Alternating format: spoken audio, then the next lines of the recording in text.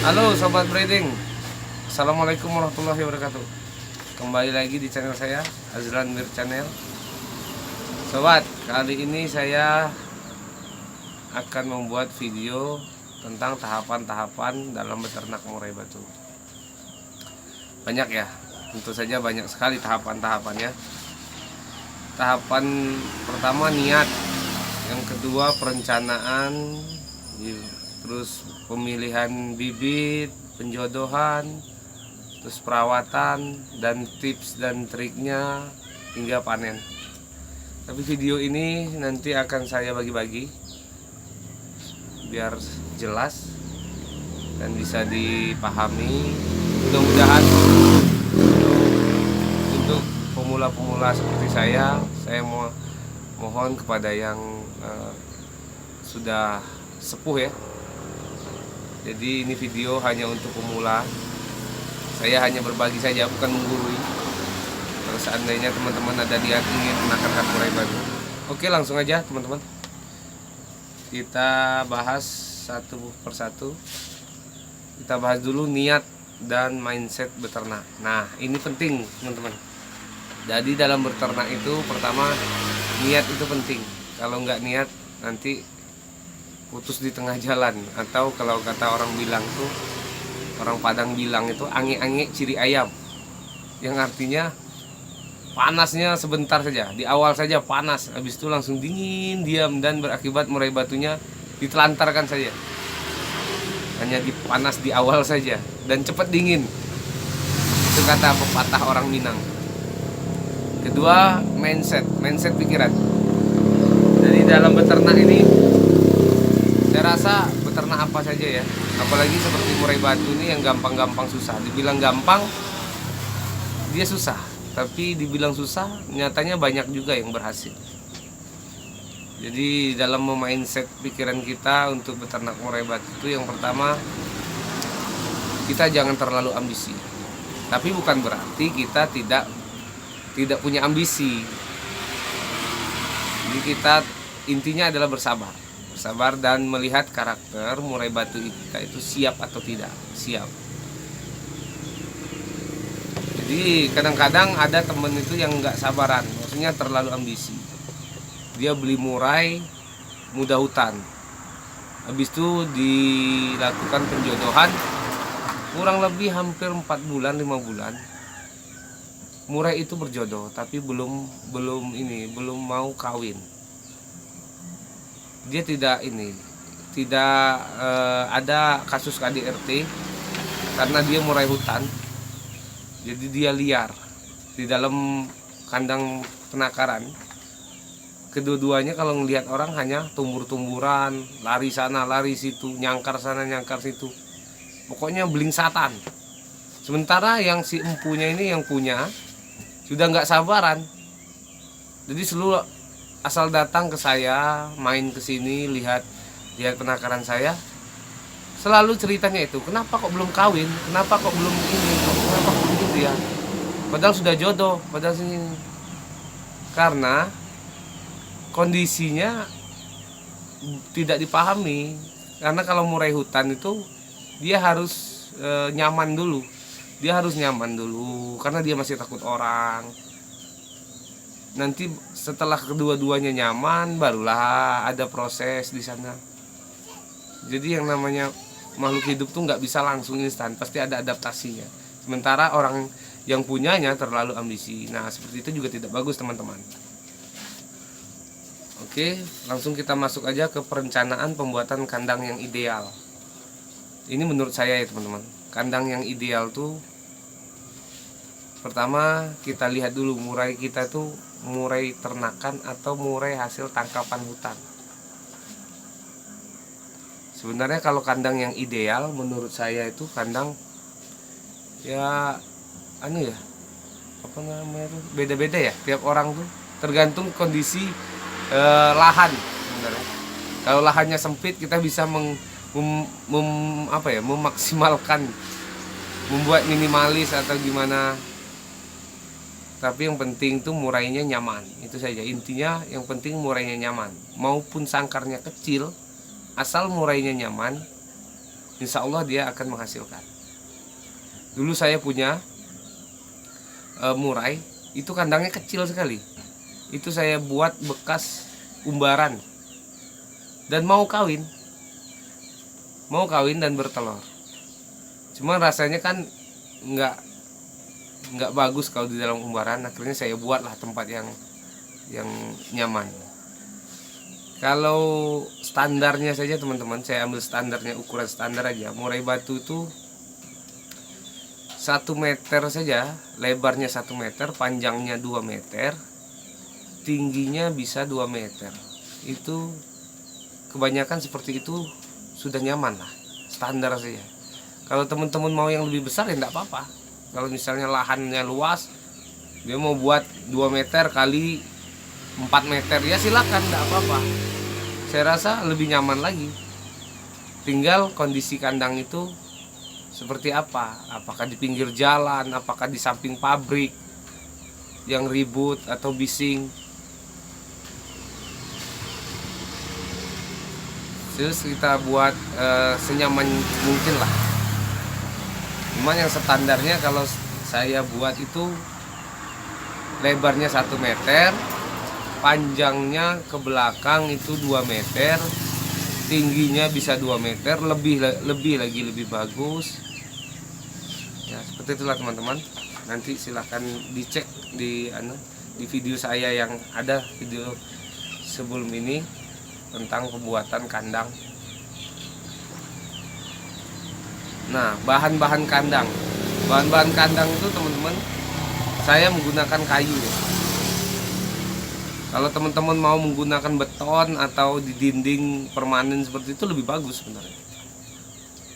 Kalau ada modal kan, silahkan saja. Mau bikin yang beton, mau bikin yang dari rangka baja, mau dari kayu. Yang penting tuh kenyamanan murainya dan kesiapan indukan. Mau kayu, mau rangka baja, mau ini, mau itu, kalau nggak nyaman juga ya, dan belum siap juga belum menghasilkan teman-teman. Malah kadang yang sangkar kayu aja bisa menghasilkan banyak. Oke. Cuman ada kelebihan dan kekurangan. Saya akan bahas kelebihan yang sangkar kandang yang terbuat dari kayu seperti saya ini. Karena kandang yang dari kayu itu terpaksa yang bagian bawahnya, ada di video saya yang sebelumnya saya bahas juga kelemahannya. Atau teman-teman mau menggunakan rangka baja lebih kokoh, rusuk-rusuknya, tiang-tiangnya menggunakan rangka baja lebih bagus. Yang mau dari beton juga lebih bagus. Nah, sekarang kita bahas tentang pencahayaan dan sirkulasi. Sirkulasi ini sangat penting teman-teman. Jadi usahakan sirkulasi itu tapi kita lihat dulu kandang kita ini di dalam ruangan tertutup, di dalam rumah atau di luar rumah. Kalau di dalam rumah kita harus menggunakan seng, bisa menggunakan seng yang itu transparan, tujuannya agar matahari bisa masuk ke dalam. Tapi kalau misalnya kita berada di luar rumah, kita hanya menggunakan atapnya kita bisa buat separuh pakai seng, separuh lagi nggak pakai atap. Jadi air hujan bisa jatuh ke bawah. Itu lebih bagus lagi. Nah, sirkulasi ini sangat penting. Jadi untuk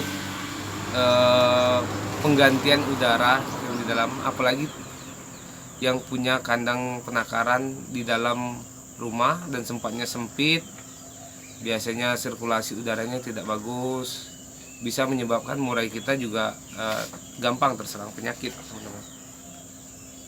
Sirkulasinya kalau saya itu biasanya saya buat di bagian atas itu triplek.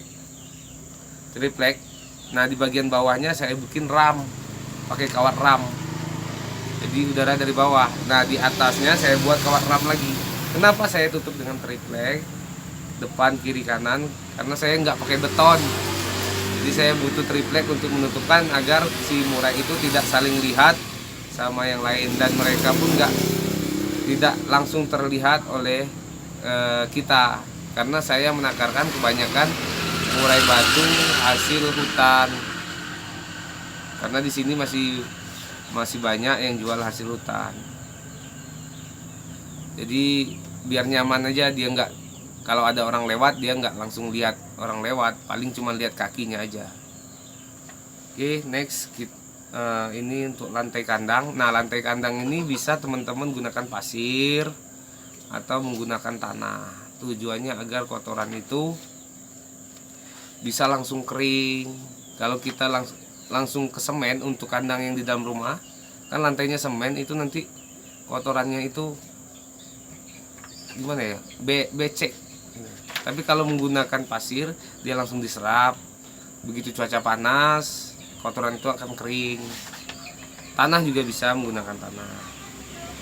Terus next, ukuran glodok dan bahan-bahan yang bisa digunakan. Nah, untuk kita di daerah seperti ini, saya di daerah seperti ini, mau cari pohon cemara itu susah teman-teman. Cari pohon cemara itu susah. Kalaupun ada, kita beli di toko burung, itu pun kalau ada, kadang-kadang nggak ada, karena kita di pelosok kan. Yang lebih bagus menggunakan daun-daun cemara itu apa, serbuk-serbuk cemara itu yang jatuh itu kan bisa digunakan. Bisa juga kita menggunakan sabut kelapa diambil, dibersihkan, atau menggunakan serat nanas, bisa juga. Banyak ya teman-teman. Bisa juga dari pohon kelapa yang sudah busuk, sebelum busuk diambil, bisa juga. Dulu saya pernah juga menggunakan itu apa, daun kelapa. Pohon kelapa itu kan ada seperti lembaran-lembaran tuh di daun-daunnya, di pangkal daunnya itu. Dulu pernah saya cabut-cabut, terus saya ambil, saya masukkan dalam glodoknya. Nah, untuk glodok sendiri ukurannya itu nggak terpaku ya, nggak baku ya, tergantung murainya. Yang saya buat aja, kalau glodok itu saya buat yang bulat seperti itu, bisa menggunakan kulit kayu yang bulat, terus dibikin bisa. Kurang lebih tingginya 60 cm lah, 30 cm lah. Saya ambil dulu. Berapa ya? 30 cm atau 40 cm lah teman-teman. Glodok itu tingginya minimal atau maksimalnya bisa lah, standar lah ya. Ukuran standarnya saya buat tuh 40 cm tingginya. Dan lebarnya itu bisa teman-teman variasikan 20 cm atau 30 cm lebarnya. Yang jelas murainya bisa leluasa lah di dalam itu, dan bisa nyaman. Itu aja kalau glodok. Posisi tangkringan. Nah, posisi tangkringan ini harus kita perhatikan teman-teman. Posisi tangkringan ini sedikit banyaknya mempengaruhi metabolisme indukan kita. Karena indukan yang tangkringannya terlalu banyak juga nggak bagus teman-teman. Jadi kalau saya bikin tangkringan itu di atas satu, di atas ini satu, di bawah satu. Yang jelas jarak antara tangkringan dengan tangkringan itu usahakan agak berjauhan teman-teman. Kenapa? Agar si burung murai itu bisa sekaligus berolahraga. Jadi tidak ada penumpukan lemak di badannya. Kalau setiap hari dia turun naik, mau makan turun dulu jauh, nanti naik ke atas. Ya, usahakan jarak tangkringan itu berjauhan agar dia bisa berolahraga juga ya, untuk menghilangkan lemak. Tempat mandi dan pakan. Nah, kalau untuk tempat pakan ini kita bisa menggunakan ember. Untuk tempat jangkriknya gunakan ember, terus kita kasih kaki. Nah, kita cor di bawah, tapi menggunakan bisa kaleng cat, tapi nggak dicor semua, setengah saja, karena setengahnya lagi butuh untuk tempat air atau tempat oli. Tapi saya nggak pernah pakai oli kalau untuk di dalam kandang, saya menggunakan air saja agar semut tidak mengambil makanan. Jadi saya buat untuk tempat jangkriknya. Setelah itu saya bikin satu lagi untuk tempat yang lain-lainnya seperti kroto dan lain-lain. Nah, tempat mandi juga seperti itu. Tempat mandi saya taruh di bawah, saya menggunakan ember saja atau bisa menggunakan bahan lain kalau tempat mandi. Yang penting air mandi itu diganti setiap hari agar bersih, karena Murai ini kebiasaannya kalau mandi sering membawa sampah bekas-bekas daun cemara itu kadang dimasukkan ke dalam air mandi. Saya nggak tahu itu tujuannya apa, tapi sering saya lihat seperti itu, teman-teman. Nah, saya rasa cukup itu saja penjelasan tentang tahapan yang pertama. Mungkin teman-teman ada yang ingin ditanyakan, boleh. Kita sama-sama belajar dari tahapan yang pertama ini. Yang pertama adalah niat dan mindset kita, terus perencanaan pembuatan kandang yang ideal yang seperti apa, ukuran kandang, bahan-bahannya, pencahayaan dan sirkulasi ini sangat penting, teman-teman. Lantai kandang tadi bisa kita menggunakan ini. Nah, untuk kandang ini kita lihat dulu kan. Kalau untuk kandang ini, kalau misalnya murai hutan itu biasanya dia maunya yang besar dan nyaman. Kalau kita punya lahan bagus, bisa kita buat yang standar saja, 1 meter lebarnya, panjangnya bisa 2 meter. Tapi kalau tempat kita sempit atau lahannya terbatas, lebih bagus kita mencari murai-murai hasil penakaran. Murai-murai hasil penakaran itu dia tidak begitu terganggu kenyamanannya, karena dia sudah terbiasa dengan orang. Oke, mungkin itu saja video kali ini. Kalau ada yang mau ditanyakan, silahkan komen di bawah. Dan jangan lupa like dan subscribe kalau bermanfaat. Bangun terus channel ini dan tunggu kelanjutan dari video ini. Itu video tahapan yang kedua, yaitu pemilihan bibit indukan yang baik dan tips dan triknya. Terima kasih. Wassalamualaikum warahmatullahi wabarakatuh. Salam breeding.